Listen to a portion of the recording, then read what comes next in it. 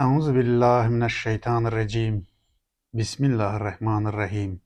Kovulmuş, taşlanmış, recm edilmiş şeytanın şerrinden, insanın o açıq aşkar düşməni olan şeytanın şerrinden, Rəhman ve Rahim olan Allah'a sığınırıq. Əziz Allah'a sığınırıq. Əziz Allah'ın mərhəməti sınırsızdır. O sınırsız, sonsuz mərhəmətinə sığınırıq ki, o da bizim ağlımıza, irademize, vicdanımıza, evimize, yurdumuza, dünyamıza, insanlığımıza bereket versin, güzel insanlar. Bu videoda mən sizə Qur'an-ı Kərimin Şəfa ismini izah eləməyə çalışacağım. Neye göre bu adı seçtiğimi de söhbətimin içerisinde inşallah izah etmeye çalışacağım. Bilirsiniz ki Allah insanı yeryüzünün xəlifəsi seçdi. İnsanı ağıllı yarattı, iradeli yarattı, vicdanlı yarattı ki o xəlifəlik misyasını yerinə yetirə bilsin. Yani yeryüzünde ilahi ədaletin, ilahi sisteme uygun, Allah'ın muradına uygun bir sistemin, idarəçiliyin düzəlməsi üçün insanı hazırladı, yetiştirdi ki xəlifə olabilsin. Ağlı da ona göre verip, güzel insanlar, iradeni de ona göre verip, vicdanı da ona göre verip ve her şeyi insan için ona göre yaratıp ki insan bu imkanlardan, Allah'ın verdiği imkanlardan istifade edip Allah'ın insan üzerine koyduğu vazifeni yerine getirebilsin. Ona göre insanı bu büyük vazifeye, ki o vazife insanın hem de ahirette akıbetini halledecek. Yani biz ahiretteki halımızın nece olmasını bilmək istəyiriksə, bu dünyada neyle meşgul olduğumuza bakmalıyız. Bu dünyadaki hayatımıza bakmalıyız, yaşayışımıza bakmalıyız. Çünkü bu dünya ahiretin kazanıldığı yer bu dünyadır. Ve insanı o halifelik misyasına, Allah'a itaat misyasına, yani Allah'ın buyruklarını yerine getirecek insan yetiştirme misyasına uygun olması için insana kitap gönderdi. O kitabın adını Kur'an koydu. Ve aynı zamanda Kur'an-ı Kerim özü, kitabın özü, özünü tanıdır. Bak deyir Allah'ın kitabıdır. Bir başka kitaplara benzemez. Allah'ın kitabıdır, Allah'ın kelamıdır, kelamullah'tır. Aynı zamanda kitabını tanıtmak için ona adlar koyuyor. Mesela El-Kur'an koyuyor, okumakla bağlıdır. İnsana deyir ki Allah'ın senin üzerine koyduğu misyanı yerine getirmek için okuman şarttır. Bakın El-Mecid koyup şerefli kitaptır. Onu okuyanı, öğreneni, gerçekten Kur'an'ın buyurduğu kimi yaşayanı da şereflidir. El-Furkan koyup yani seçici bir kitaptır. El-Müheymin koyup kitabının adı yani bir meyardır. Neyin doğru, neyin yanlış olduğunun meyarı ölçüsüdür değil. Er-Ruh koyup kitabının adını. Niye göre? Çünkü ruh diriliği alametidir. Er-Ruh Allah'ın kitabının özelliğini biri ölmüş kalpleri diriltmektir güzel insanlar. En-Nur koyup kitabının adını. Nurun işi nedir? Karanlıkları yok etmek. Cehalet karanlıklarını yok etmek. Aynı zamanda Allah'ın öz kitabına, Kelamullah'a verdiği isimler, sıfatlar çoxdur. O isimlerin, sıfatların hamısı bir adı izah edir. Allah'ın kitabını tanıdır bize. Allah'ın kitabı nece bir kitaptır? Özelliği nedir? Hedefi nedir? Misyası nedir? İşi nedir? Ne iş görür? Ne için Allah bunu nazil ediyor? Ve o güzel sıfatlardan biri de şefadır. Yani Allah buyurur ki kitabında, bu kitap şefadır. İndi ben bu videonu çekmemin hem de bir sebebi odur ki, bu din tacirleri Allah'ın kitabının şefa ismini Allah'ın koyduğu ölçüden yani bağlamından, kitabında koyduğu manadan uzaklaştırarak onu maddi şefa kimi insanlara tanıdırlar. Bakın ne edirlər? İki şeyden kaçacağıq, uzak duracağıq. Bir ucuz şefa dağıdanlardan, ucuz şefa paylayanlardan. Ucuz şefa bu demektir. Deyir ki həkimə getməyə ehtiyac yoxdur. Kur'an'ın filan ayələrini, filan surənin filan ayələrini oxuyursan baş ağrın gedir, diş ağrın gedir, ürəyin düzəlir, böğrəyin düzəlir. 2. Ucuz kazanç mənbəyi sizə təklif edənlərdən, yəni Kur'an'dan istifadə edərək ucuz şəfa paylayır, dırnaq arasında aldadır bizi. Eyni zamanda ucuz kazanç yolu göstərir. Deyir ki, çalışmağa gerek yoktur. Kur'an-ı Kerim'in filan suresini, filan ayesini okuyursunuz, zengin olursunuz. O kadar ağır bir yalandı ki ama maalesef teessüfler olsun ki insanların birçoğu buna inanırlar. Bak ben sizin bir kardeşiniz olarak demək olar ki her gün Kur'an'la temastayım, her gün Kur'an okuyorum ancak ben hiç zengin olmadım. Bakın önce bunu tespit edeceğiz ki Kur'an bir tip kitabı değildir. Kur'an kazanmağın, zengin olmağı teşvik edir insana. Ancak kazanmağın yolunu da öğretir. Ne deyir? Deyir çalış. Bakın Kur'an-ı Kerim buyurur ki insana yalnız emeğinin karşılığı vardır. Allah'ın ayetleri bizi çalışmaya yöneldir. Halal çalış, çalış, halalından kazan, ihtiyacın kadar istifade et. İhtiyacından artık bir şey kalarsa onda insanlara yardım et buyurur. Kur'an-ı Kerim'in hansı ayesinde Allah buyurup ki benim bu kitabımın falan ayesini okuyun zengin olun. Ona göre ucuz şefa dağıdanlardan ve ucuz kazanç yolu gösterenlerden, bu sahtekarlardan, sahtekar din tacirlerinden uzak duracağız. Onların məqsədi nədir? Onu da deyim sizə. Onların məqsədi birincisi bizi bu yolla, bu ucuz yolla özlerine bağımlı, alüde hala getirmektir. Gelir sen yanına yani yazır, suya üfürür, salır suyun içerisine, verir içir, pul kazanır. Kur'an'dan bir ayəni götürür, yazır, bura dua kimi bağlayır, tikir sənin paltarına, deyirsə şəfa tapdın sən. Baxın, bu qazanc mənbəyidir. Bizi özünə bağımlı, aludə halına gətirir. İkincisi bizi sürüləşdirir, bizim ağlımızı öldürür. 3. Bizim ağlımızı öldürəndən sonra, sürüləşdirəndən sonra da bizi gözəl insanlar idarə edir. Yəni istismar edir. Şimdi Kur'an-ı Kerim'de gerçekten Allah kitabının şəfa olduğunu söyleyip mi? Söyleyip. Size 3 ay okuyacağım. Kur'an özü necə şəfa kimi tanır. Ancak önce bunu söyleyeyim size ki bakın. Kur'an tip kitabı değildir. Kur'an maddi xəstəlikləri sağaldan kitap değildir. Allah'ın Resulü de həkim değildir.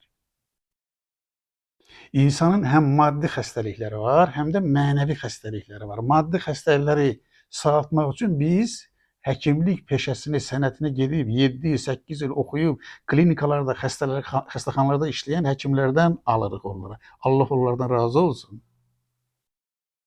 Tibb universitetləri bunun üçündür, həkimlər bunun üçündür. Bizim bir maddi xəstəliyimiz varsa onların yanına gedirik. Kur'an'ın yanına gitmeli değilik. Çünkü Kur'an bir tip kitabı değil. Bir de insanların güzel insanlar, mənəvi xəstəlikləri var, ağıl xəstəlikləri var, qəlb xəstəlikləri var. Onların şəfasıdır Kur'an-ı Kerim. Mənəvi xəstəliklərin şəfasıdır. Bakın neyin şəfası? Kur'an necə şəfa olur? Önce onu söyleyeyim. Bak Kur'an inananlara şəfa olur. Allah'ın kitabına inanar, onu okuyar, öğrenir, onu hayatına taşıyar, onun buyurduğu kimi yaşayar ve öğrederse şəfa olur. Bir kitap ne zaman şəfa olar, rəhmət olar? Eğer ona inansanız o şəfa olar. Onun buyurduğu kimi yaşasanız o şəfa olar. Kur'an özü de böyle söylüyor. İndi ayələr oxuyanda göreceksiniz. Bakın insanın mənəvi xəstəliklərindən biri nedir gözəl insanlar? İnsanın mənəvi xəstəliklerinden biri en büyüğü cehalettir. Kur'an deyir ki, mən cəhaləti sağaldacaq şəfayəm. Kur'an-ı Kerim cəhaləti nə ilə sağalır? Elmlə sağalır. Bakın Kur'an-ı Kerim'de elm kökünden gelen sözlerin sayı 850'den çoktur. Yani insana deyir ki elm öğren, oku, təhsil elm, təhsil elm deyir. Yani Kur'an-ı Kerim bize elan edir ki cehalet en büyük xəstəliyin biridir, cehaletin dermanı da elmdir. Bakın Kur'an deyir ki şirk en büyük xəstəlikdir. Allah'a şərik koşmak, Allah'a ait bir özelliği başkalarına vermek. Size deyirlər falanlar qüsursuzdur. Bakın kusursuzluk Allah'a ait bir özelliktir. Allah Sübhanallah'tır. Allah bütün nöqsan sıfatlardan uzaktır. Siz bir insanı kusursuz ilan edirsinizse o insanı Allah'a şərik koşursunuz. Yani Allah'a ait bir özelliği. Ne o özellik? Kusursuzluk ancak ve ancak Allah'a aittir. Aydındır mı? Yani Allah'tan istemeye əvəzinə gedib qəbirlərdən, ağaçlardan, şeyxlərdən, şıxlardan, ziyarətgahlardan, pirlərdən istəyiriksə şərik qoşuruq. Allah buyurur ki kitabında bu çox böyük bir xəstəlikdir, mənəvi xəstəlikdir, ağıl xəstəliyidir deyir. Və eyni zamanda Quran elə bir kitabdır ki həm xəstəliyi göstərir, həm də müalicəsini göstərir. Deyir ki ey insan şirk xəstəliyinin dərmanı tövhid inancıdır. La ilahe illallah. Elə bil ki, yeganə bir dənə dərman var. O dərmanı atsanız xəstəliyiniz sağalar. Necə ki, maddi xəstəlikdir. Allah da buyurur ki, şirk xəstəliyi böyük xəstəlikdir, ağır xəstəlikdir. İnsanın ağlını, iradəsini, vicdanını iflic eləyir, sıradan çıxarır, insanı körləşdirir, sürüləşdirir deyir insanı. Amma deyir, ey insan, ümidsiz olma, tövbə et, təmizlən, tövhid inancı, yəni tövhid dərmanı. La ilahe illallah dərmanı ilə deyir, onu sən sağala bilərsən. Bakın haramlar bir xəstəlikdir. Harama meyil, rüşvətə meyil. Allah buyurur ki, haramın dərmanı halaldır. Yəni haram bir xəstəlikdir, həm də mənəvi xəstəlikdir, ağır xəstəlikdir. Dərmanı halallıqdır. Zina bir xəstəlikdir. Cəmiyyəti yeyər, bitirər, ailəni dağıdar, ölkəni dağıdar. Allah buyurur ki, zina xəstəliyinin dərmanı kəbinlə evlənməkdir. Sevərək kəbinlə, bir xanımla, bir bəylə evlənməkdir. Bakın gerçekten həqiqi Allah'ın buyurduğu, gerçekten insanlar Allah'ın buyurduğu kimi yalnız ve yalnız kəbinlə evliliyi seçsələr, cəmiyyətdəki bu xəstəliklər yox olmaz. Doğru gəlsə yalan yox olmaz. Tövhid gəlsə şirk yox olmaz. Elm gəlsə cəhalət yox olmaz. Cəhalət varsa elm yoxdur, elm varsa cəhalət yoxdur. Bakın kin, paxıllıq bir xəstəlikdir. Dərmanı sevgidir. Paylaşmadır deyir. Bakın yalan bir xəstəlikdir, dərmanı doğrudur. Düşmənlik bir xəstəlikdir, dərmanı dostluqdur. Zülm bir xəstəlikdir. Zülm nədir? Zülm bir şeyi yerindən etməkdir. Allah'ın bir şeyi, Allah'ın yarattığı təyinatından fərqli bir şeydə, bir yerdə istifadə edirsinizsə bu zülmdür. Ədalət hər şeyi yerli yerinə qoymaqdır.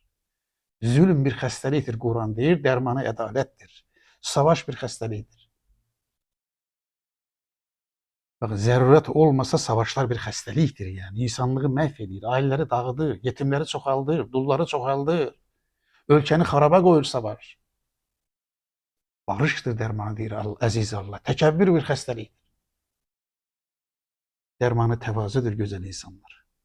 Belə-belə sayın getsin. Bax paralelliklə Allah o mənəvi xəstəlikləri göstərib bir-bir sayıb, onunki bəzilərini mən sizə saydım, eyni zamanda onların dərmanını da göstərir. İndi bakın size 3 ayı okuyacağım. Kur'an-ı Kerim özünü şəfa olarak necə tanıdır güzel insanlar. Birinci okuyacağım ayə Yunus suresindendir. Yunus suresi Kur'an-ı Kerim'in 10. suresidir. O surenin 57. ayesini size okuyuram güzel insanlar. 57. ayesinde Yunus suresinin 57. ayesinde Uza Allah buyurur ki Bismillahirrahmanirrahim. Ey insanlar. Bakın bütün insanlığa söylüyor bunu. Bütün insanlığa müracaat ediyor. Çünkü Kur'an-ı Kerim bir qəbiliyə, bir tayfiyə, bir millete, bir irqə gelmiş kitap değil. Alemlere rahmet içindir. Ey insanlar bak dikkat edin. Elbette size Rabbinizden bir öğüt gelmiştir. Allah öz kitabını tanıdır. Rabbinden gelip. Niye göre burada Rabb adına yer verip? Çünkü Er-Rab terbiye eden demektir. Bak dikkat edin. Rabbinizden geldi diye. Rabbin işi, Er-Rab olan Allah'ın işi bizi terbiyelemektir. Peki bizi Allah nece terbiyeleyecek? Kitap gönderecek. Bak de Rabbinizden size dikkat edin. Birinci özelliği bir öğüt gelmiştir. Bir insanı güzelce terbiyelemeyen yollarından, üsullerinden biri öğütlerdir. Öğütler insanların cehaletten kurtarır, gözünü açar, ona yol gösterir. Bak ikinci özelliği değil. Kökslerdeki, dikkat edin burası. Bakın maddi xəstəlikləri demir.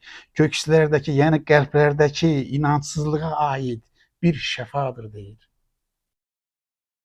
Bakın maddi xəstəliklərə deyir, baş ağrısına, diş ağrısına, böbrek ağrısına, karaciğer ağrısına, mədə ağrısına değil. Kalplerdeki mənəvi xəstəliklərə bir şəfadır deyir. Bayaq saydım o xəstəlikləri. Bakın üçüncü özelliği gelir. Müminler için bir rehberdir. Bakın niye göre müminler için değil. Evvel aye ey insanlar diye müracaat ediyor. Ama burada Allah diyor ki Kur'an-ı Kerim müminlere şefadır. Niye göre? Çünkü kim Allah'ın kitabına inanarsa, iman ederse, istifade ederse, hayatına taşıyarsa elbette ona şefa olur. Bir xəstə düşünün, maddi xəstəliyi var. Gedir həkimə, həkim ona bir resept yazır. O həkimin reseptini qəbul etmirsə, həkimin verdiyi dərmanı atmırsa, o dərman ona necə şəfa ola bilər? İndi Allah buyurur ki, mənim kitabım o şəxslərə şəfa olacaq ki, onlar mümin olsunlar. Yəni bu kitabı inansınlar, oxusunlar, öyrənsinlər, iman etsinlər. Onun kimi yaşayacaqlarsa şəfa olacaq deyir. Baxın şərt qoyun. Kur'an mənə şəfa ol deməklə Kur'an sənə şəfa olmaz, bizə şəfa olmaz deyir. Baxın nə söylədi? Öğütdür. Mənəvi xəstəliklər üçün bir şəfadır. Kur'an'a inanan adam şirk koşmaz. Kur'an'a inanan adam yalan danışmaz. Kur'an'a inanan adam zina etmez. Kur'an'a inanan adam təkəbbürlü olmaz. Bakın necə sağaltdı, necə təmizləyir insanı. Sonra da buyurur, bakın, bir rehber ve bir rəhmətdir. Dikkat edin, öğüttür, şefadır, rəhmətdir, bakın, rehberdir. Rehberin işi nedir? Yol göstermek. Bizim önümüzde gelecek, bizim yolumuzu gösterecek ki bu yol doğru yol olsun. Rəhmətdir diye, bakın, şəfa vermək rəhmət değil. İnsanın gözünü açmak rəhmət değil. İnsana doğru yol göstermek rəhmət değil, bereket değil. Bakın sonra başka bir ayet okuyayım güzel insanlar size. 2. ayəni okuyuram. Burada hardan okuyuram? İsra suresi. İsra suresi Kur'an-ı Kerim'in 17. suresidir. 82. ayesini okuyuram. Orada Uca Allah buyurur ki Bismillahirrahmanirrahim. Biz, bakın dikkat edin, yine müminler için bir şefadır diyor. Bakın iman etmeye şart koşup, eğer istəyirsinizsə ki Allah'ın kitabı size şəfa olsun, iman etmeniz, kitabı açmanız, okumanız, ona iman etmeniz, onun buyurduğu kimi yaşamanız şərtdir deyir. Müminlere için bir şəfadır, rəhmətdir. Bakın sonra fikir verin. Zalimlerin de sadece zərərini artırar. Peki bu Kur'an'a inanmayan bir hekimin yanına gitseniz, bir xəstəliyimiz olsa, o hekim bize bir derman yazsa, o dermandan istifade edemezsek, xəstəliyimiz artar mı, azalar mı? Artar. Derinleşer, bizi helak eder. Ona göre de Uca Allah buyurur ki, müminlere şefa ve rahmettir, zalimlere kim Kur'an'ı inkar edirse, Allah'ın kitabını tanımırsa, Allah'a iman etmirse, Allah'a yoktur deyir Allah deyirse ve onun kitabına inanmırsa, o zalimlerin de deyir sadece zararını artıran Kur'an indirmişik deyir size. İki tane özelliği var bakın. 3. bir ayet okuyayım güzel insanlar size. Bak o da hardan okuyuram. Fussilet suresi. 2 tanesi var. Fussilet. 41.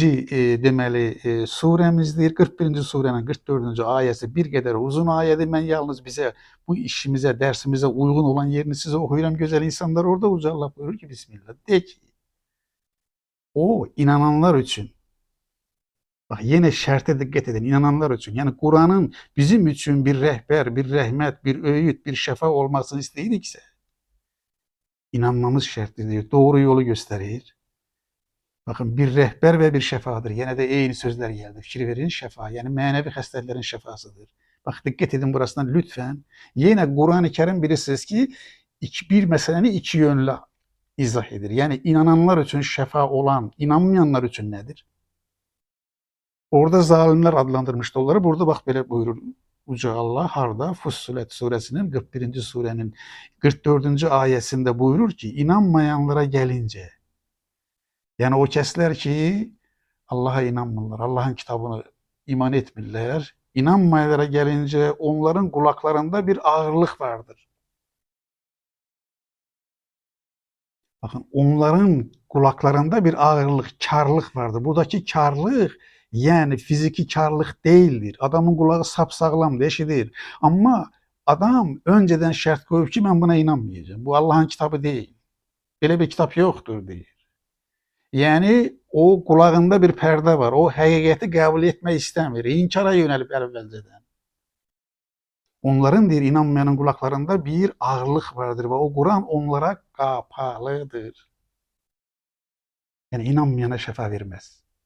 İnanmayana yol göstermez. İnanmayana öğüt olmaz. İnanmayana bereket olmaz. İnanmayana hayır olmaz deyir. Sanki dikkat edin benzetmeye onlara uzak bir yerden seslenir. Yani Kur'an'la onlar arasında o kadar uzun bir mesafe var ki. Yani önlerinde olsa bile o kadar manevi bakımdan, ağıl bakımından onlardan uzaktır ki onlara hiçbir şefa vermez güzel insanlar. Bakın ne söylemiş oldu? Kur'an hakikaten bir şefa adı var. Ama bu şefa manevi bir hastalık var, manevi hastalıklar var. Onların şefasıdır. Kur'an tip kitabı değildir. O inananlar için bir şefadır. Yani o saydığım hastalıkları yok ediyor. Ama şartı nedir? İnanmak, anlamak, okumak, öğrenmek, hayatımıza taşımak. Onlara öğüttür, şefadır, rahmettir, berekettir, yol gösterir bir rehberdir. Son olarak bunu da söylemek istedim ki Kur'an-ı Kerim'de şefa sözü hem de maddi manada işlenmiştir. Allah bir güzel nimetini tanıdarken şefa sözünden istifade etmiştir. Onu da size okuyayım güzel insanlar. Bakın Nehl suresi 16. surenin Yüce Allah yerinde söyleyeyim size 69. ayesinin bir hissesini size okuyacağım güzel insanların. Nehl suresi 16. suremizdir. Onun 69. ayesinin bir hissesini okuyacağım. Orada Yüce Allah buyurur ki Bismillah karınlarından renkleri çeşitli bir içecek olan bal yani. Neyin ezelidir? Arının, bal arısını. Diğer onların karınlarından renkleri çeşitli bir içecek, bir bal çıkar ki, dikkat edin burasında bir bal. Onda, balda insanlar için şefa vardır. Bakın maddi manada şefa olarak balı gösterir. İnsana değil ki arılar sizin için Allah'ın koyduğu ölçüye olarak arılar nedir? Bal hazırlar ve sizin için bir şefadır diyor. Şüphesiz ki dikkat edin burasına. Bunda ne de arıların insanlar için bal hazırlamasında, şefa hazırlamasında şüphesiz ki bunda düşünen bir toplum için büyük bir delil vardır. Nedir o delil? Arı bal necə hazırlayır? Arının yani maddi olan bir şeyin şefa olması ile manevi olanın Kur'an'ın şefa olması arasında ne alaka var? Bakın arı güzel insandır. Önce çiçekleri okuyur. Çiçekleri necə okuyur? Hansı çiçekte hansı şire var, nektar var onu tanıyır.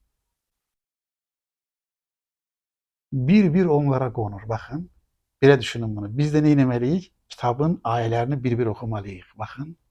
Her aye bir çiçektir. Bir güldür. İçinde ne var? Nektar var, şire var, bal var, manevi bal var.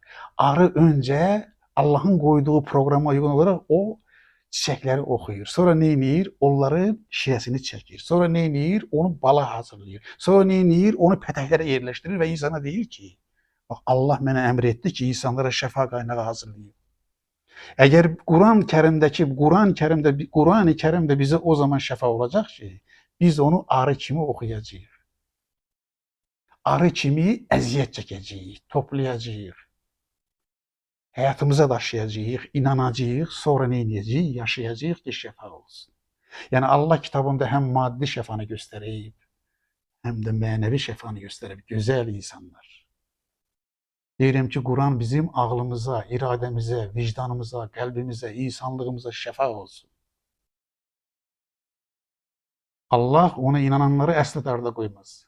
Ona hem maddi hem de manevi şefa gönderir. Yeter ki insan bunu görsün. Allah'ın buyurduğunu yerine getirsin.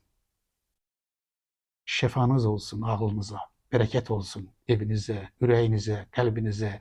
Allah'ın maddi ve manevi şefaları sizi huzura kavuştursun. Güzel insanlar. Beni dinlediğinize göre size teşekkür ediyorum. Var olun, sağ olun, aziz Allah'a emanet olun.